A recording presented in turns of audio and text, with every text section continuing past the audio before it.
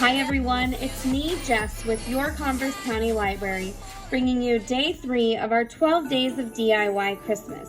Today we're going to make a letter to Santa, a little Christmas decoration. Enjoy! So to get started, you're going to need a few things. You'll need some sort of wooden craft board, some paints, your Cricut stencil, and some sponge paint brushes. So to get started, I'm going to show you a little bit of what I did with the Cricut design space. It's very quick tutorial, and if you have any questions, feel free to ask on our Facebook page or to give me a call at the library. I'd be happy to show you around what I am doing to create this Cricut stencil. I am by no means a Cricketeer. I am very self-taught and I get very frustrated in the Cricut design space, so I can help you to the best of my abilities, but really I just watch some videos, and a lot of times I design outside of Cricut and import my design. But here I'm just putting on some border. You'll see on the left hand side I pulled up my Pinterest page for some inspiration.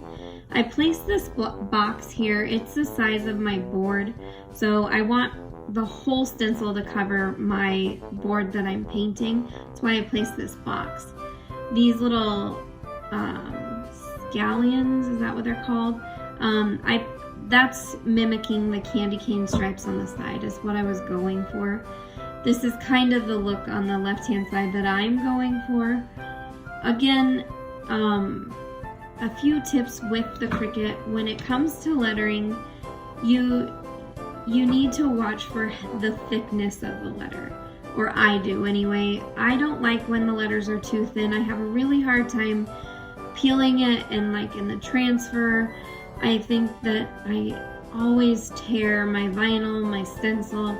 Something always tears and I get a little funny bubble somewhere or something because I always choose a thin font. This typewriter font though I really liked. With the lettering for Santa, I had a hard time because Cricut doesn't connect your letters. They're cutting it out so you can place it how you would like it. I believe if you select on this right hand side down in the corner, if you select weld, it will weld your letters together from what I understand. I don't necessarily know. I found that trick after I made this, so that's my assumption as to what it would do. But I ended up going with this font because I didn't think it needed to be connected. I wanted it a little spread out to get the look I was going for. I played around with it a little bit just to get the look I wanted. The greatest part about the Cricut is you get a design to your eye. You have something in mind. You can take 3 different letters to Santa, all the elements that you like on that, and create your own. Once I got everything set up, here is what I'm talking about, that weld tool that I used at the bottom. I actually just clicked attach, and you'll see it was giving me so many boards to print on because I didn't attach the right amount. Then I tried to weld them together, which I lost detail. So here I highlight them all, attach them, and now I can cut them.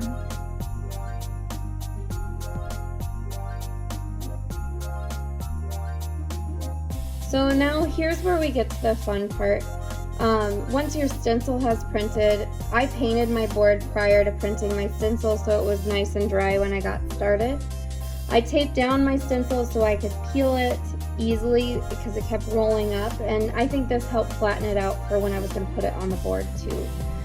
Transfer tape on top, made sure all my letters came with all of their pieces, and then pressed it down really well. I had never used a stencil before. This is the first time, but I was super surprised at how easily it stuck to my board and how well it turned out. The stenciling worked really well, and I liked the placement of everything. I got it a little too low, and I ended up getting some red paint at the top, so my board has a red line on the top.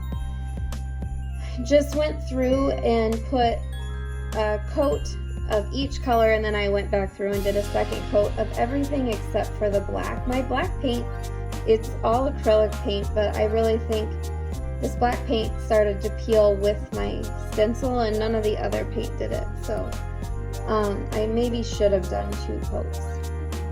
Once I peeled off my stencil and cleared out all the letters, I did place another stencil to get the added things I was telling you about that I didn't think would cut. I wasn't sure how they'd cut, so I placed the second stencil, painted all that stuff on, and let it dry, and then I did a coat of Mod Podge over it, and this is what I came up with. And I love it. I think it's super cute, super festive. I hope you guys enjoyed. If you would like to make one, contact your Converse County Library and we'll get you the supplies. Thanks again, guys.